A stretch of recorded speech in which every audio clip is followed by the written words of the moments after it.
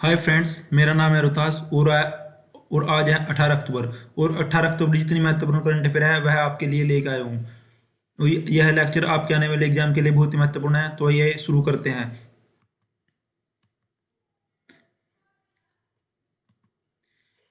Question first, समुद्र शक्ति 2025 अभ्यास किन दो देशों के बीच आयोजित किया गया?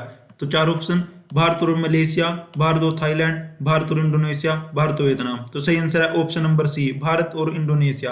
हाल ही में भारत और इंडोनेशिया के बीच समुद्र शक्ति 2025 अभ्यास आयोजित किया गया। और यह कहाँ पर किया गया? यह विशाखापट्टनम जो कि आंध्र प्रदेश में है वहां पर किया गया। और यह 5वें नंबर का समुद्र शक्ति अभ्यास था। तो आइए अगले नेक्स्ट क्वेश्चन पे चलते हैं। भारत और इंडोनेशिया के बीच समुद्र शक्ति 2025 नौसैनिक अभ्यास की का 5वां संस्करण कहाँ आयोजित किया गया? तो 5वां संस्करण कहाँ पर आयोजित किया गया? चार ऑप्शन है। तो option number B is right answer, Visakhapatnam Andhra Pradesh में। नेक्स्ट क्वेश्चन, इन रोकन 2025 नौसैनिक अभ्यास किन दो देशों के बीच आयोजित किया गया? तो चार ऑप्शन है, ये देख सकते हैं आप। भारत और जापान, भारत दक्षिण कोरिया, भारत और फिलीपींस, भारत और सिंगापुर। तो right answer option number B, Bharat और दक्षिण कोरिया। भारत और दक्षिण कोरिया के बीच नौसैनिक अभ्यास शुरू किया गया। और यहाँ पर इंडिया आईएन से इंडिया बनता है और आरओकेएन से रिपब्लिक ऑफ कोरियन नेवी इसकी फुल फॉर्म है। तो ये देख सकते हैं, ये इंडिया के जो हैं और ये कोरिया के हैं। तो आरओकेएन का मतलब है रिपब्लिक ऑफ कोरियन नेवी। इन रोकन 2025 भारत और दक्षिण कोरिया का एक पहला द्विपक्षीय नौसैनिक अभ्यास है जो जिससे दोनों देशों के बीच रक्षा सहयोग नए अध्याय की शुरुआत हुई है। इंडिया रोकन नौसैनिक अभ्यास बुसान नौसैनिक अड्डे पर शुरू किया गया और यह दक्षिण कोरिया का प्रमुख नौसैनिक अड्डा है। तो इंडिया और रिपब्लिक ऑफ कोरियन नेवी के ने बुसान जो कि दक्षिण कोरिया में स्थित है वहां पर नौसैनिक अभ्यास किया है। Next question, Hyundai motor India limited HMIL के पहले भारतीय मैनेजिंग डायरेक्टर और CEO कौन बने हैं? तो यह हुंडई मोटर इंडिया में पहली बार किसी भारतीय को मैनेजिंग डायरेक्टर बनाया गया है। तो इसमें चार आंसर है। तो right answer is option number B, Tarun Garg. Tarun Garg ji को हुंडई मोटर लिमिटेड का पहला भारतीय मैनेजिंग डायरेक्टर बनाया गया है। हुंडई मोटर इंडिया लिमिटेड ने तरुण गर्ग को अपना पहला मैनेजिंग डायरेक्टर यानी कि MD और चीफ एग्जीक्यूटिव डायरेक्टर नियुक्त किया है। यह पहली बार है जब कंपनी ने भारतीय संचालन का नेतृत्व कोई भारतीय करेगा, यानी कि इसका संचालन पहली बार ही कोई भारतीय इस पद पर नियुक्त किया गया है। देख सकते हैं आप, पहली बार हुंडई की कमान भारतीय के हाथ। तो यह है, देख सकते हैं आप, तरुण गर्ग जी। नेक्स्ट पर्सन, सितंबर 2025 के लिए ICC player of the month का खिताब किसे मिला? तो देख सकते हैं चार ऑप्शन है, शुभमन गिल और हरप्रीत कौर को, अभिषेक शर्मा और स्मृति मंदाना। तो B is right answer, Abhishek Sharma और स्मृति मंदाना को ICC player of the month का खिताब दिया गया और यह सितंबर मंथ के लिए दिया गया है।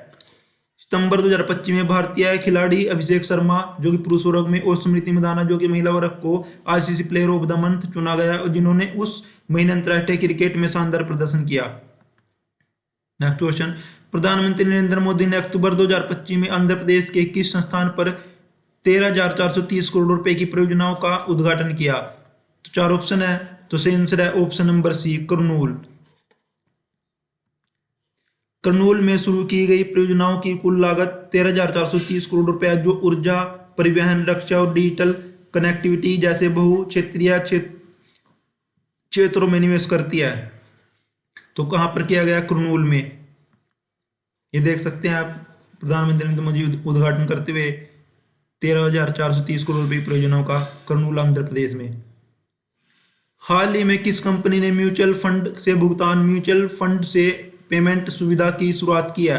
तो चार कंपनियां हैं, HDFC mutual fund, ICICI Prudential, Bajaj Finserv, MMC, MBI, SBI mutual fund. तो right answer is Bajaj Finserv AMC। तो right option number C is right answer. Bajaj Finserv asset management company AMC ने यह अनोखी सुविधा शुरू किया है जिसके माध्यम से निवेशक अपने म्यूचुअल फंड यूनिट का उपयोग UPI पेमेंट के लिए कर सकेंगे। तो किसने किया है? तो ये किया है बजाज फिनर्स एएमसी। यह सुविधा फिनटेक फर्म क्वेरी मनी के सहयोग से शुरू की गई है। तो क्वेरी मनी है जो इनके सहयोग से यह सुविधा शुरू की गई है। नेक्स्ट प्रश्न, सितंबर 2025 में भारत का वस्तु व्यापार घाटा कितना दर्ज किया गया है? तो चार ऑप्शन है, 21.10 अरब डॉलर, 28.50 अरब डॉलर, 32.15 अरब डॉलर। तो option number C is right answer. 32.15 अरब डॉलर भारत का वस्तु व्यापार घाटा दर्ज किया गया है। वाणिज्य मंत्रालय के अनुसार सितंबर 2025 में भारत का व्यापार घाटा 32.15 अरब अमेरिकी डॉलर रहा है, जो पिछले 11 महीने का सबसे ऊंचा स्तर है। हाल ही में LIC ने कौन सी 2 नई बीमा योजनाएं लॉन्च किया है? तो चार ऑप्शन दे सकते हैं। तो right answer option number B, Jan Suraksha Yojana और बीमा लक्ष्मी योजना। तो option number B right answer, Jan Suraksha Yojana और बीमा लक्ष्मी योजना। भारतीय जीवन बीमा निगम ने जन सुरक्षा योजना 1880 और दूसरी योजना है बीमा लक्ष्मी योजना 1881 नाम से 2 योजनाएं लॉन्च किया है जो अलग अलग वर्गों को लक्षित करती हैं। नेक्स्ट क्वेश्चन, भारत को हाल ही में किस संगठन की क्षेत्रीय समिति का सह अध्यक्ष यानी को चेयरमैन चुना गया है? तो चार ऑप्शन ये दे सकते हैं आप। चार ऑप्शन, यूनेस्को एशिया पैसिफिक समिति, एशिया विकास बैंक, संयुक्त राष्ट्र वैश्विक भूस्थानिक सूचना प्रबंध एशिया और प्रशांत क्षेत्रीय समिति। तो option number C is right answer, UNGGIMAP। तो संयुक्त राष्ट्र वैश्विक भूस्थानिक संरचना प्रबंध एशिया और प्रशांतीय क्षेत्रीय समिति का जो है सह अध्यक्ष चुन लिया गया है।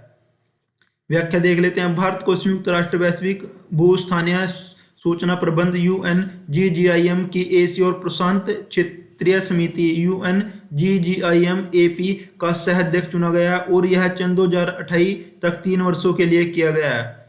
यह निर्णय समिति की 14वीं पूर्ण बैठक के दौरान लिया गया जो 24 से 26 सितंबर 2025 तक गोयांगसी दक्षिण कोरिया में आयोजित की हुई थी। IIT दिल्ली और भारतीय नौसेना के बीच हाल ही में हस्ताक्षरित समझौता ज्ञापन MOU का मुख्य उद्देश्य क्या है? तो चार ऑप्शन है, नौसेना युद्ध रणनीतियों पर संयुक्त शोध, चालक दल केंद्रित युद्धपोत डिजाइन के लिए अनुसंधान और डिजाइन केंद्रीय स्थापित करना। तो option B is right answer, चालक दल केंद्रित युद्धपोत डिजाइन के लिए अनुसंधान और डिजाइन स्थापित करना इसका मुख्य उद्देश्य है। MOU IIT दिल्ली और भारतीय नौसेना के बीच यह समझौता हुआ है। वह इसके हस्ताक्षर किसने किए? रियल एडमिरल अरविंद रावल और प्रो रंजन बनर्जी के द्वारा किया गया। इसका उद्देश्य क्या है? चालक दल केंद्रित युद्धपोत डिजाइन हेतु अनुसंधान केंद्र स्थापित करना। प्रमुख फोकस किस पर रहेगा? एर्गोनोमिक्स, सुरक्षा, दक्षता और रहने योग्य। नेक्स्ट प्रश्न, हाल ही में 92 वर्ष की आयु में निधन होने वाला कांचा सिरप्पा किस ऐतिहासिक अभियान से जुड़ा है? तो देख सकते हैं चार ऑप्शन है। तो option number B is right answer, 1953 का पहला एशियाई अभियान। तो ये जब जो है कांचा सिरप्पा जी जो 1953 का पहला एवरेस्ट अभियान था उसमें यह जुड़े हुए थे। सही आंसर है ऑप्शन नंबर बी, 1953 का पहला एवरेस्ट अभियान। तो देख सकते हैं कांचा सिरप्पा जो कि 1953 के ऐतिहासिक माउंट एवरेस्ट अभियान के अंतिम जीवन सदस्य थे। अंतिम जीवित यानी कि इस अभियान के सभी सदस्य की डेथ हो चुकी है और ये अंतिम जीवित व्यक्ति थे और इनका भी 92 वर्ष की आयु में काठमांडू नेपाल में हुआ है, निधन अभी हुआ है। वे सर एडमंड हिलेरी जो कि न्यूजीलैंड की है और तेंजिंग नॉर्वे जो भारत नेपाल द्वारा निर्मित नेतृत्व किए गए अभियान का हिस्सा थे, जिन्होंने 29 मई 1953 को दुनिया की सबसे ऊंची माउंट एवरेस्ट 8,848 मीटर पर पहली बार सफलतापूर्ण चढ़ाई की। हालांकि कांचा सिरप्पा स्वयं एवरेस्ट की मुख्य चोटी तक नहीं पहुंचे, लेकिन वे दक्षिण शिखर साउथ समिट तक पहुंचे थे और इस अभियान की सफलता में महत्वपूर्ण भूमिका निभाई थी। उनका निधन पर्वतारोहण इतिहास के एक युग का अंत माना जा रहा है। तो इसी के साथ ही आज का लेक्चर समाप्त होता है। Thanks for watching.